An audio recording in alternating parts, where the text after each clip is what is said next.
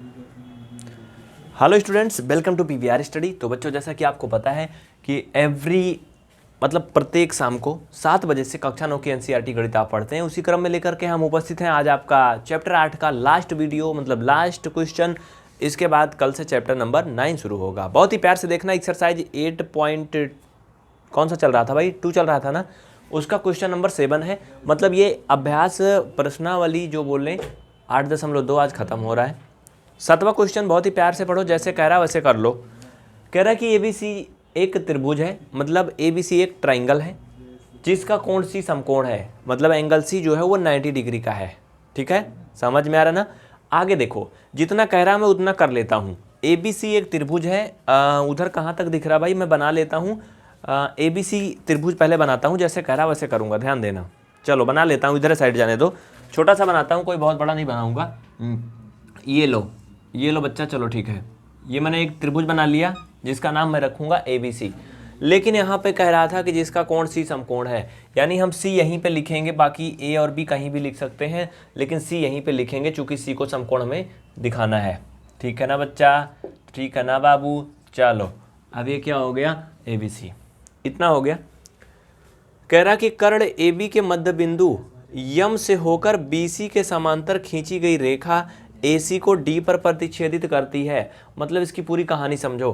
कर्ण AB के मध्य बिंदु यम, यानी इसका कहने का ये मतलब है कि कर्ण जो AB का मध्य बिंदु है उसका नाम यम है। ठीक है, कह रहा इससे होकर BC के समांतर खींची गई रेखा, इससे होकर BC यही है, इसके समांतर खींची गई रेखा जो इससे होके जाए, तो इससे होके जाने का मतलब ये है बच्चा कि ये रेखा ऐसे जाएगी। थोड़ा सीधा सीधा खींच लो बच्चा ये। ठीक है, मतलब भैया ये BC के पैरेलल भी हो गई, यम से होके जा भी रही है। आगे देखो, कह रहा है कि AC को D पर प्रतिच्छेदित करती है, मतलब जहां इसको काटती है इसका नाम क्या है भाई साहब, D है। ठीक है, समझ में आ रहा ना। आगे देखो, क्वेश्चन इसी में से बन रहा है। कह रहा अगर इतनी पूरी कहानी है तो दर्शाइए, सिद्ध कीजिए। क्या सिद्ध कीजिए, जो है डी भुजा AC का मध्य बिंदु है। ये सिद्ध करो कि D जो है इसका मिड पॉइंट है। क्या है, मिड पॉइंट है। तो बच्चा अगर ध्यान से देखो और प्यार से देखो तो इसमें हमें सब कुछ दिख रहा है। इसमें 3 चीज़ें सिद्ध करनी है, वो मैं तीनों लिखूंगा, लेकिन एक एक पहले कर लो तब। ठीक है, अगर आपके पास बुक है तो ध्यान से देख लो उसमें। चलो करते हैं। देखो बच्चा, इसमें दिया क्या क्या है, आप अगर ध्यान से देखो तो इसमें बहुत सारी चीज़ें दी गई हैं। यहाँ पर लिखो पहले, दिया है, फटाफट लिखो। दिया है, क्या क्या दिया है, एक त्रिभुज ABC जिसका कोण सी समकोण है, इसको लिखो, ये दिया है। ठीक है, एक त्रिभुज ABC जिसका कोण सी समकोण है। ठीक है, और क्या दिया है, कह रहा है कि AB के मध्य बिंदु यम से होकर BC के समांतर रेखा के बारे में बता रहा है। मतलब कि इसमें यम भुजा AB का जो है मध्य बिंदु है, ये भी दिया है, कह रहा है ना। लिखो और क्या दिया है, ये पहला दिया है, पहला पॉइंट ये दिया बच्चा। दूसरा पॉइंट ये दिया है कि भुजा AB का मध्य बिंदु यम है। इसको मैं थोड़ा छोटा कर ले रहा हूँ। ठीक है, मध्य बिंदु यम है। समझ रहे हो ना क्या क्या दिया है। पहले तो हमें एक ट्राइंगल दिया ABC जिसका कोण सी समकोण है, और भुजा AB का मध्य बिंदु यम दिया है।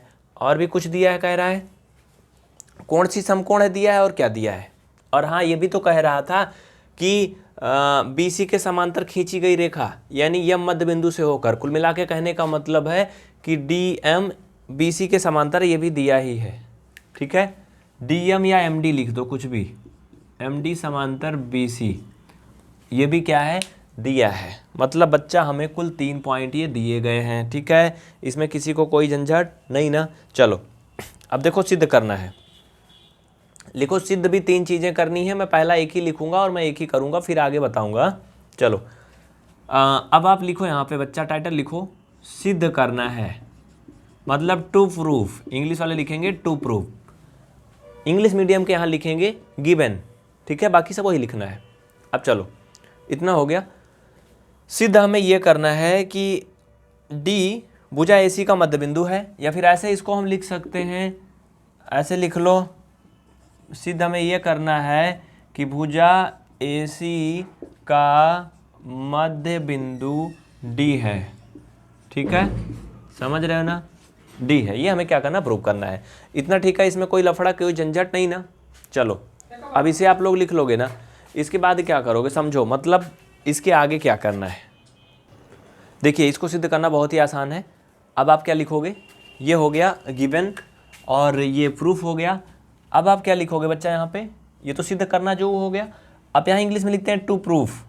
ठीक है, टू प्रूफ, और टू प्रूफ तो ऊपर होता, सॉरी, जो सिद्ध करना उसे टू प्रूफ लिखते हैं ना इंग्लिश में, इसे क्या लिखेंगे, प्रूफ, या फिर हिंदी में शायद उपपत्ति लिखते हैं, बड़ा अजीब सा होता है हिंदी में, तो आप लोग लिख लेना। मतलब अब हम सिद्ध करने चल रहे हैं। ठीक है, तो देखो कैसे करोगे यहाँ पर अगर ध्यान दो, त्रिभुज ए बी सी लिखो, त्रिभुज ABC में, इसमें क्या कह रहा है, इसमें मिड पॉइंट है कौन, एम, या मिड पॉइंट दिया है ना, लिखो में AB का मध्य बिंदु क्या है बच्चा, AB का मध्य बिंदु यम है। आगे क्या लिखोगे, नीचे लिखो by converse of mid point theorem, कोष्ठक में लिख लो by converse of mid point theorem. अगर इसके बारे में नहीं जानते हो तो आप कमेंट करना, मैं बता दूंगा। By converse of mid point theorem, ये D is mid point of AC लिख दो। ठीक है, नहीं दिखेगा नीचे, मैं अभी दिखा रहा हूँ, थोड़ा सा रुक जाओ। D is mid point of AC। ठीक है, नीचे नहीं दिख रहा होगा तो मैं दिखा दे रहा हूँ। ये converse of mid point theorem अगर आप नहीं जानते हो तो कमेंट करके बताना, मैं इसको बताऊंगा आपको, टेंशन नहीं लेना।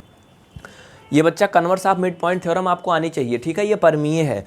ये परमीय ये कहती है कि अगर कोई त्रिभुज है इस तरह से, और उसमें किसी भुजा के समांतर कोई रेखा खींची जाए, और ये दिया हो कि उसका जो जहाँ पर वो रेखा प्रतिच्छेदित करेगी, दो जगह करेगी, एक जगह इधर एक जगह इधर। अगर एक मध्य बिंदु दिया है, जैसे मान लो AB का मध्य बिंदु यम है, तो दूसरे जगह जहाँ रेखा वो प्रतिच्छेद करेगी उस लाइन का ऑटोमेटिक वो मध्य बिंदु कहलाता है। यही कहती है थ्योरम, और इसके अकॉर्डिंग ये प्रूफ हो गया कि D क्या है, मिड पॉइंट AC का है। इसको हिंदी में कैसे लिखोगे भाई, मैंने कहीं इंग्लिश लिखा कहीं हिंदी, ऐसे लिखोगे by converse of mid point theorem, इसको इंग्लिश में ही लिख देना। ठीक है, converse of mid point theorem से D भुजा AC का मध्य बिंदु है। ठीक है, D भुजा AC का मध्य बिंदु है, ये सिद्ध हो गया। देखो हमारी क्लास ऐसी होती कि हिंदी इंग्लिश मीडियम दोनों तरह के बच्चे कर लें। अगर कहीं कोई आपको दिक्कत होती है कि यहाँ पे इंग्लिश लिखा है, हिंदी कैसे करेंगे, हिंदी इंग्लिश कैसे करेंगे, तो बताना, कमेंट करना, मैं बता दूंगा। ठीक है, कमेंट करना आप। चलो आगे सेकंड पार्ट क्या है देखिए। देखो बच्चा सेकंड और थर्ड पार्ट में क्या क्या करना मैंने लिख दिया है। अब ध्यान से देखो, प्यार से देखो। ठीक है, इधर साइड में कह रहा है जो भी प्रूफ करना मैंने लिखा है, MD लंब है AC पर, ये हमें क्या करना है, दिखाना दूसरे में। जो ये भुजा MD है, या इसे DM बोलो, कुछ भी बोलो, इधर से बोलोगे तो MD, इधर से बोलोगे तो DM, इसे हमें प्रूव करना है कि AC पर लंब है। AC पर क्या है, लंब है। इसे हम कर सकते हैं बहुत ही प्यार से। आप लोग नीचे यहाँ लिख लो ऊपर साइड में। पहले ये समझ लो, अगर कोई दो रेखाएं ऐसे समांतर हैं, पैरेलल हैं, और उन पे कोई एक ट्रांसवर्सल लाइन ऐसे आती है, तिर्यक रेखा, ठीक है, या फिर ये थोड़ा तिरछा है या सीधा है जैसे भी, तो जो ये एंगल होगा और ये एंगल दोनों आपस में, इनको दोनों को जोड़ेंगे तो 180 होता है। क्यों? क्योंकि ये को इंटीरियर एंगल होते हैं। ठीक है, क्या होते हैं बच्चा? को इंटीरियर एंगल होते हैं। अगर इन सब का बेसिक कंसेप्ट आपको नहीं पता, को इंटीरियर क्या होता है, अल्टरनेट एंगल क्या होता है, ये सारी चीज़ें क्या होती हैं, इनको हिंदी इंग्लिश में हमको बताएंगे, कमेंट करना आप। ठीक है, अभी लास्ट में नंबर भी दूंगा, आप उस पर भी डाउट कर सकते हो, जो भी चीज़ें आपके पास होंगी कंडीशन बताऊंगा। देखो चलो अब लिखो आप इसी प्रकार मतलब जैसे नीचे किए उसी प्रकार। ठीक है, इसी प्रकार लिखो DM पैरेलल है BC के, इसे लिखो फटाफट। इसी प्रकार DM parallel BC and AC is transversal. ठीक है, हिंदी में लिखो भाई। और AC तिर्यक रेखा है। क्या है बच्चा? तिर्यक रेखा है। सुनाई तो पड़ रहा है ना? DM समांतर है BC के और AC तिर्यक रेखा है। इतना दिख रहा है, कोई दिक्कत नहीं ना? चलो अब देखो, मैंने कहा को इंटीरियर एंगल है, यानी ये कोण और ये कोण दोनों जोड़ेंगे तो 180 अंश होता है इनका योगफल। यानी हम अगर बात करें इधर से DCB, ठीक है, DCB और DMDC इन दोनों कोणों को जोड़ेंगे तो आप इसे लिख सकते हो DCB, क्या लिखोगे बच्चा, DCB प्लस, समझ रहे हो कि नहीं, ये कोण देखो समझो, ये कोण और ये कोण दोनों जुड़ के क्या होंगे, ये कोई इंटीरियर एंगल है 180 अंश बनाएंगे। तो इन्हें आप लिख सकते हो DCB प्लस MDC इक्वल 180 अंश। ये क्यों होंगे, कोष्टक में लिख दो को इंटीरियर एंगल, ठीक है, को इंटीरियर एंगल। ओके चलो अब देखो यहाँ पर अगर DCB का मान देखो बच्चा तो ये 90 अंश दिया है प्लस ये कोण MDC बराबर 180। अगर यहाँ से हम आपको इसको MDC निकालने को कहें तो आपको पता है ये 90 अंश आएगा, उधर जाके घट जाएगा, है ना, ये 90 अंश आएगा ना। और अगर ये 90 अंश आ गया बच्चा, यानी ये भी कोण अगर 90 अंश का सिद्ध हो गया तो ये प्रूफ हो गया कि AC पर ये DM लंब है। नीचे लिखो, इसलिए MD या DM कुछ भी लिख लो, लंब है AC पर, ठीक है। दूसरा भी प्रूफ हो गया। तीसरा प्रूफ करना बहुत ही आसान है, सिंपल सा है, देखो इसको भी लिख लो बच्चा। तीसरा थोड़ा सा लफड़ा वाला कह रहा है, इसमें थोड़ी सी चीज़ें हमें और भी करनी होंगी। दिख रहा है ना आपको, क्लियर दिख रहा है, चलो जल्दी लिख लो, उसके बाद हम थर्ड पे चलते हैं, थर्ड वाला प्रूफ करेंगे। ध्यान से देखना, बिल्कुल टेंशन नहीं लेना। देखिए ध्यान दीजिए, तीसरा थोड़ा सा अलग है, तीसरा में थोड़ा ज़्यादा मेहनत करनी पड़ेगी। तो तीसरा क्या कह रहा है बच्चा, ध्यान दो, कह रहा है कि CM बराबर है MA के, इसको सिद्ध करना है। CM ये बराबर है MA के, ये बड़ा अजीब सा है ना, CM का तो कोई कांटेक्ट नहीं है, तो भैया इनका हम कांटेक्ट करा देंगे, इसको हमें ऐसे मिलाना पड़ेगा, ठीक है, तभी तो हम प्रूव करेंगे ना।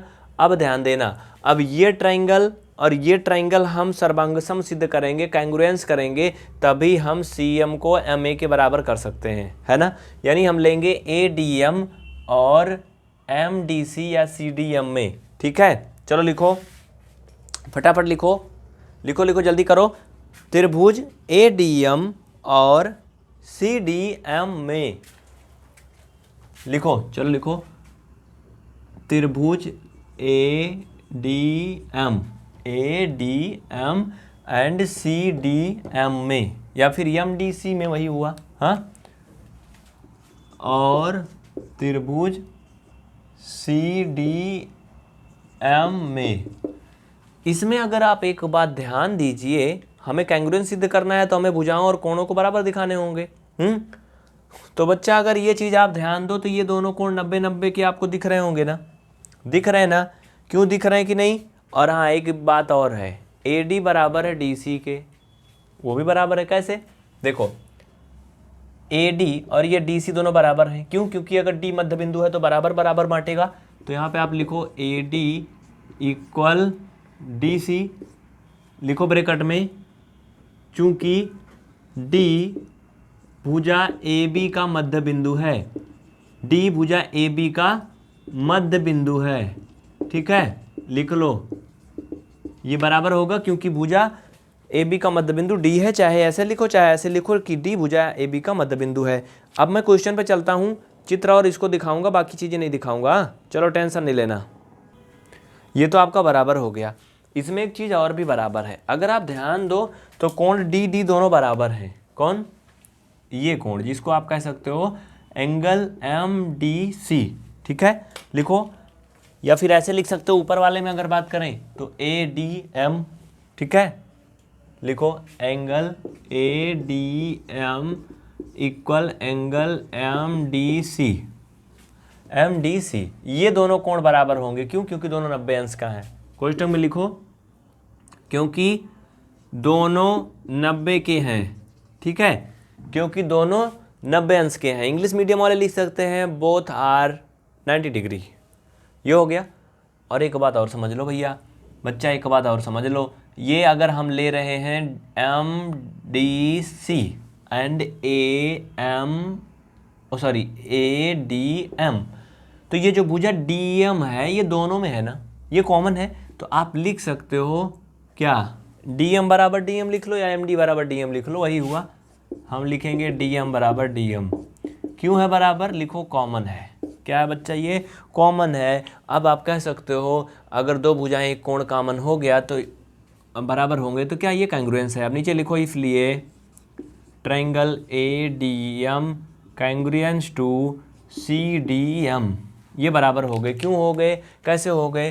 रीजन लिखो बाई SAS, मतलब साइड एंगल साइड, भुजा कोण भुजा कोण भुजा, भुजा कोण भुजा सर्वांग समता नियम से ये बराबर हो गए और सर्वांग सम हो गए। अगर ये सर्वांग सम हो गए तो हमें पता है CPCT corresponding part of congruent triangle equal होते हैं सर्वांग सम त्रिभुजों के संगत कोण, संगत भुजाएं बराबर होती हैं। तो CM बराबर हो जाएंगे MA के। नीचे लिखो इसलिए CM बराबर MA। क्यों? रीजन लिखो बाई CPCT, मतलब अगर ये दोनों त्रिभुज सर्वांग सम है तो इनके संगत भाग बराबर होंगे, इसलिए ये बराबर है। इतना हो गया, ठीक है। अब देखो बच्चा, इतना तो हो गया। अब इसमें एक चीज़ और भी है। एक चीज़ और क्या है? हमने अभी ये पढ़ा था कि ये जो AB है, इसका मध्य बिंदु कौन है? M है ना? तो यहाँ हम एक चीज़ और भी कर सकते हैं, AM बराबर 1/2 AB। अब कहोगे कैसे? देखो AM बराबर 1/2 AB, भैया AB का आधा ही तो होगा ना AM, बता होगा कि नहीं? अगर ये पूरा 8 सेंटीमीटर है तो ये तो 4 होगा ना, 4 होगा ना। तो आप कह सकते हो AM बराबर 1/2 हाफ, इस तरह लिख सकते हो कि नहीं?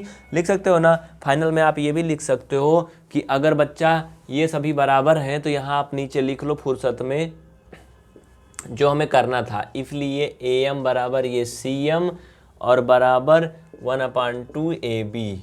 ये क्यों? आपने ऊपर देख लिया सारा कारण क्यों और कैसे और कब, है ना। तो इस तरह से आपका ये क्वेश्चन पूरा कंप्लीट हो चुका है। अगर यहाँ पे कोई सवाल है तो आप बताना। इसे AM लिखो या MA लिखो, दोनों का मतलब एक है, इसमें कोई इफेक्ट नहीं पड़ता है, ठीक है। ये भुजाओं के नाम ही तो हैं, समझ गए ना। तो यहाँ से हम सिद्ध क्या कर सकते हैं? देखो भाई, सीधी सी बात है बच्चा, अगर कांग्रुएंस पार्ट बराबर हैं, हमें पता है यहाँ से कि CM MA या AM के बराबर है, हाँ है ना बच्चा। और यहाँ पे जो AM है अगर वो 1/2 है AB है तो भैया CM भी तो इन्हीं के बराबर हैं, तो इन्हें हम बराबर तो कर सकते हैं ना। अगर कोई सवाल है, कोई डाउट है तो निसंकोच आप उसे कमेंट कर सकते हो, हम उसको ज़रूर बताएंगे, बिल्कुल टेंशन नहीं लेना। एक नज़र में पूरा देख लीजिए, थर्ड पार्ट मैंने कर दिया है। और हाँ, चलते चलते आपसे एक निवेदन होगा कि अगर आप नए नए चैनल पर जुड़े हैं, मतलब पहली बार जुड़े हैं, तो सब्सक्राइब जरूर करें और बेल आइकन प्रेस करें। इसके अलावा डेली रेगुलर और कंप्लीट क्लास जल्दी से जल्दी पढ़ने के लिए आप हमें व्हाट्सअप जरूर करें, ठीक है। मैं इधर साइड में मिटा के आपको दिखा दे रहा हूँ, नंबर ले लो। बहुत सारे बच्चे बोलते हैं, देखो डिस्क्रिप्शन में भी आपको मिल जाएगा। इस नंबर पर अपना नाम, क्लास का नाम, जिले और राज्य का नाम लिखकर भेजिए और हमारी प्रीमियम क्लास ज्वाइन करिए। लेकिन ध्यान रहे, प्रीमियम क्लास के लिए आपको शुल्क डिपॉजिट करना पड़ेगा, आपको फीस जमा करना पड़ेगा। पूरे साल के लिए आपको 700 रुपये जमा करने होंगे। अगर आप महीना वाला करेंगे तो आपको कम लगेगा, लेकिन ये सिर्फ एक बार के लिए 700, पूरे 1 ईयर के लिए कंप्लीट कक्षा 9 की NCERT गणित मिल जाएगी, सोल्यूशन, वीडियो सोल्यूशन। कोई डाउट होगा तो आप पूछ पाएंगे, ठीक है। तो मिलते हैं नेक्स्ट वीडियो में। अगर आप चाहते हैं कि हम फ्री का पढ़ना चाहते हैं तो भैया यूट्यूब की सारी क्लास फ्री होती है, हमें यूट्यूब पे सब्सक्राइब करके रखिए, फेसबुक पेज को लाइक करिए, बिल्कुल फ्री पढ़िए। यूट्यूब पे कोई चार्ज नहीं पे करना है, बिल्कुल फ्री में सब्सक्राइब होता है, सब्सक्राइब कर लो, पढ़ते रहो।